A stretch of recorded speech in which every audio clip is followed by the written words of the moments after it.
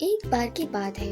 एक छोटा सा और शांत सा गांव था जो हरे भरे खेतों से लहरा रहा था, जिसमें रमेश नाम का एक दयालु और मेहनती किसान रहता था।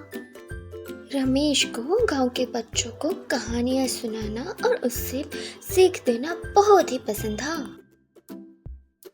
एक दिन जब बच्चे उसके खेत के आसपास खेल रहे थे, तो रमेश ने उन बच्चों को बुलाया और कहा कि मैं आप सबसे कुछ शेयर करना चाहता हूँ। उसने बच्चों को कहा कि यह है मैजिकल सीड्स। अगर तुम इन्हें लगाओगे, पानी दोगे और प्यार से उनका ध्यान रखोगे, तो यह कुछ अद्भुत बन जाएंगे। सारे बच्चों ने रमेश के पास से बीज लिए और खुशी खुशी अपने घर की ओर जाने लगे। सारे बच्चे उस मैजिकल बीज को अपने अपने खेतों में लगाने लगा। हर एक अपने अपने तरीके से उनका ध्यान रख रहा था, लेकिन एक लड़का अमन कुछ अलग ही सोच रहा था। उसने सारे बीज को एक जगह पे रख के कुछ मंत्र पढ़ना स्टार्ट किया, लेकिन बीज वैसे के वैसे ही रहे। अमन ने थोड़ा इंतजार किया, देखा, लेकिन कोई चमत्कार नहीं हुआ और उसने सोचा कि ये तो बस आम बीज है। बाकी के सारे बच्चे उन बीजों को पानी देते थे, मिट्टी को नरम रखते थे और बड़े ही प्यार से अपने पौधों का ध्यान रखते थे। धीरे धीरे उनके बीज उगने लगे और थोड़े ही दिनों में उनके बीजों में से छोटी छोटी हरी पत्तियां निकलने लगी और कुछ ही हफ्तों में ये छोटे से बीज सब्जियां, फूलों और बड़े बड़े पेड़ों में बदल गए।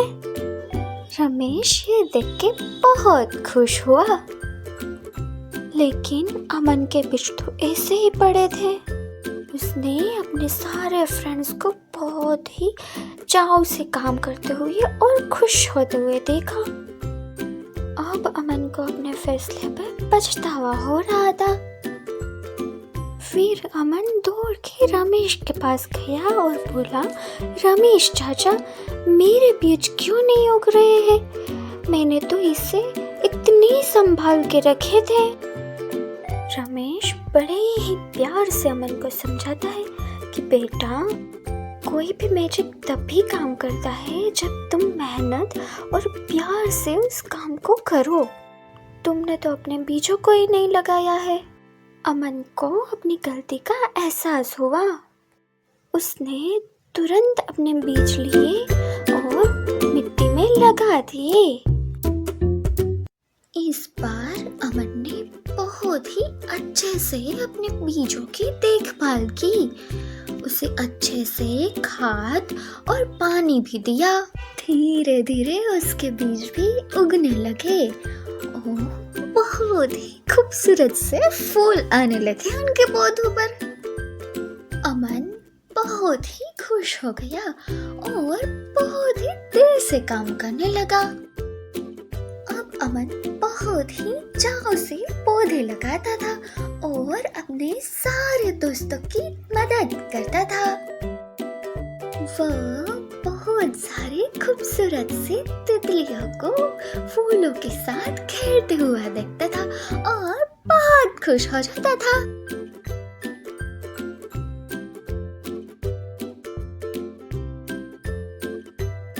अभी गांव के सारे बच्चे एक दूसरे की मदद करते थे और बहुत सारे पौधे लगाते थे। अभी गांव के सारे खेत बहुत ही हरियाली से झूम रहे थे। हर एक खेत में बहुत सारे रंग बिरंगे फूल थे। गांव में चारों ओर हरे भरे खेत को देखकर और सारे बच्चों को एकता के साथ काम करते हुए देखकर रमेश बहुत खुश हुआ। आखिरकार रमेश ने सारे बच्चों को एक बहुत अच्छी सीख दे दी थी। अमन ने भी रमेश चाचा को शुक्रिया अदा किया। रमेश ने अमन को समझाते हुए कहा कि मेहनत, धैर्य और प्यार के बिना कुछ भी पॉसिबल नहीं है।